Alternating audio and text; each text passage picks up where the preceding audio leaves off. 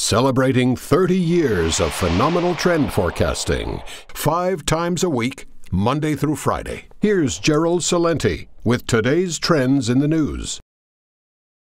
Hi, this is Gerald Celente. It's Thursday, January 25th, 2018. And here are some of today's trends in the news.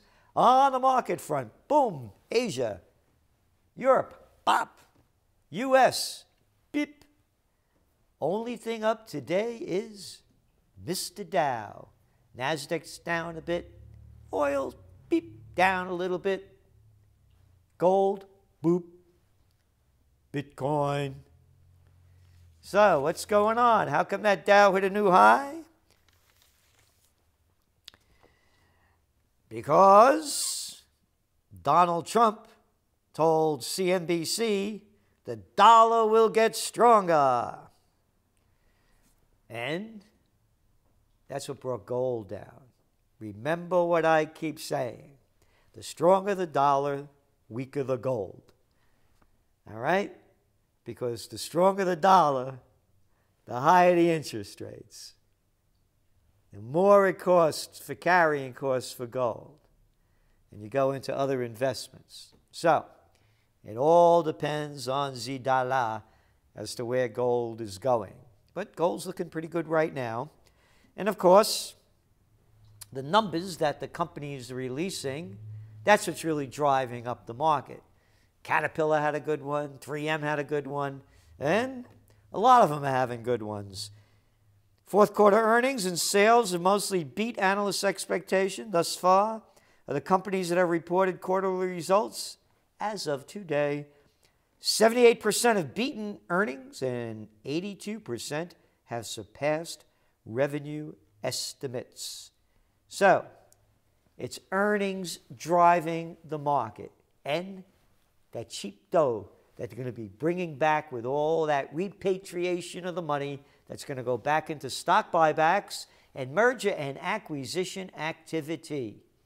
And of course, the tax breaks are also helping the very big corporations, going down from 35% to 21%, boosting their earnings. And oil really didn't do anything today, not much to say about it, other than same old story. You look at the global economy, it has strength. Demand is going up a little bit, and then you have supply problems, particularly in Venezuela. You never know what's going to happen in Libya, and there's always Nigeria. So, oil's where it's at, and we believe it's going to stay in this range. Again, the $50 to $70 range is where we see oil. A little above, a little below. And gold. Well, gold went down again because Trump came up and said the dollar would come up. Yesterday, Mnuchin said the dollar was going to get weaker. So who do you believe? Because you know what they're both saying. Oh, come on now. That ain't even bullshit. That's horse shit. That's right. Horse shit one day, bullshit the next. Draghi, speaking of, Draghi pressed on go slow approach to removing stimulus. The ones that want to change course say the ECB should reduce the extent to which its message focuses on 30 billion euros worth of new bonds it is buying each month under its quantitative easing program. The ECB also says it will keep buying bonds until September, and a minority believe the ECB should even raise interest rates as soon as this year. So, this is where you're going to start seeing the pressure go. If the European economies grow stronger, the euro goes higher, the dollar goes lower, gold goes up. And coming out of Davos, European leaders warn of risks of globalism. Let us not be naive today. Globalization is going through a major crisis, and this global challenge requires a global effort. Said the little boy who's president of France, the Rothschild kid. Yeah, bad, globalization, good.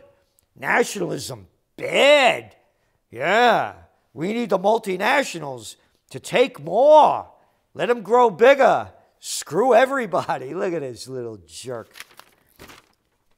Because it's only the rich that are getting richer with globalization and the Davos. Warning, warning, bullshit alert. You know the numbers from globalization. Just in case you forgot, here they are again. All the global wealth growth in 2017, Macron, or is it Cazzone? I get them mixed up because that's all you are, and a very small one at that. 82% went to the top 1% at Davos, while the bottom half of the world's population, some 3.8 billion people, cacats. Yeah, that's right. Nothing.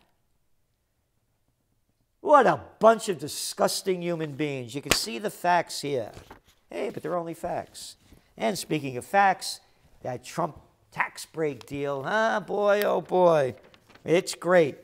They're going to bring that money back, aren't they? Nope. Tax havens retain a law for U.S. tech. Yep, right here. The U.S. tax overhaul will not prompt the country's big tech companies to drop their reliance on overseas tax avoidance strategies or create more jobs at home. Yep, this again is from the Financial Times. And then they have some quotes here. The bill is biased in favor of offshore real investment, which is completely perverse result when the intention was to bring jobs back to the U.S., said a law professor Ed Kleinbard at the University of Southern California. I don't see any great movement of tangible assets back to the U.S., says Bob Wilson, an accounting expert in New York. Yep, the rich are getting richer. And we went through the numbers what Apple's bringing back. Going back to the top. That's all it is. The rich are getting richer. And stock buybacks, merger and acquisition activities. Here we go. Group to repatriate $3 billion this year. United Technologies is going to use the tax overhauls to repatriate at least $3 billion this year to help reduce its debt in its planned purchase of aerospace specialist Rockwell Collins. Merger and acquisition activity and stock buybacks. And all this stuff. Oh, yeah, Walmart's. They gave the people $11. So now they can earn about $19,000 a year, full-time work after taxes. Oh, great. Toys R Us to close 182 stores as part of restructuring. Again, you look what happened. It's all the bigs. You know what happened with Toys R Us? Well, what happened was the company's owners, private equity firm Bain Capital, and Kohlberg Kravis Roberts, and the real estate investor Vornado bought the company in 2005 on a leveraged buyout, and they have $5 billion worth of debt. And they're seeking to discharge its obligations and shutter the stores, leaving 4,500 people work at Toys R Us out of work, possibly. It'll affect a lot of them. So, 4,500 Toys R Us workers may lose their jobs or asked to relocate, and then you add up how much money they make after taxes, $16,000 a year. But here's what they're asking as they're closing stores and restructuring. That most of the senior executives get $32 million in bonuses and $8.2 million in retained bonuses that 5 of those executives received immediately before the bankruptcy filing. Isn't that something, huh? Slave land here, folks, in a country near you. Home sales post best year since 2006. Whew. Yep, up 1.1%. What's going to happen when interest rates go up? Because right now in the U.S., borrowing costs remain low by historical standards. 30-year fixed rate mortgage in December, 3.95%. Funds tap the brakes on Bitcoins. And you know the reason why, what we've been saying.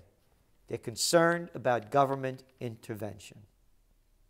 We're going to have to see how this plays out. If the governments pull back a bit, you're going to see the cryptos go up. But right now, they're leveling out. People are waiting to see what the future is going to bring.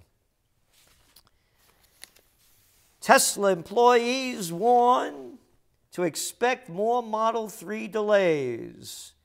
They're reporting of inexperienced workers and battery issues at the Gigafactory could cause delays on the ongoing rollout of Model 3s. Hey, what's one of your top trends? Bop, bop, bop, beep, bop. Electric car fantasy. A lot of talk, not a lot of cars. Batteries, the technology they're using now is basically smokestack batteries from the 1800s. They have to have a new kind of direction to make this work. But again, history before it happens. Dissatisfaction with social media news grows. Nearly half of Americans favor regulating how websites such as Facebook and Google select what news stories they show to readers, according to a Gallup and Knight Foundation poll. It's not only social media dissatisfaction with the news. Look at today's major headline stories in 3 of the top papers in the United States. The New York Times, the Wall Street Journal, and USA Today. About these poor young girls that were sexually abused by this sick jerk bastard who ruined the lives of so many of them. It's disgusting. But it's not a front page story that has international or trend significance on the current events forming future trends. It's an important story to cover, but this is not the major issue that's affecting the world today. But that's what they're playing to, because the whole bar is going in that direction. And you can see it happening. On to some international news. Soros. Trump has U.S. set on course towards nuclear war. Doomsday clock. Timekeepers say we're now the closest to global annihilation since 1953.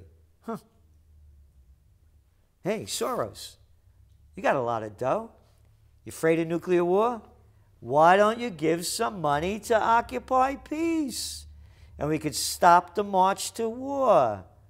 Put your money where your mouth is, Soros. How about it? Doomsday clock ticking? Thank you, subscribers to the TrendsJournal, for donating to Occupy Peace. A few have been very generous. Most haven't given a dime. Put your money where your heart and your mind are. Nuclear war, annihilation, or peace. This is Gerald Celente, and that's some of today's trends in the news.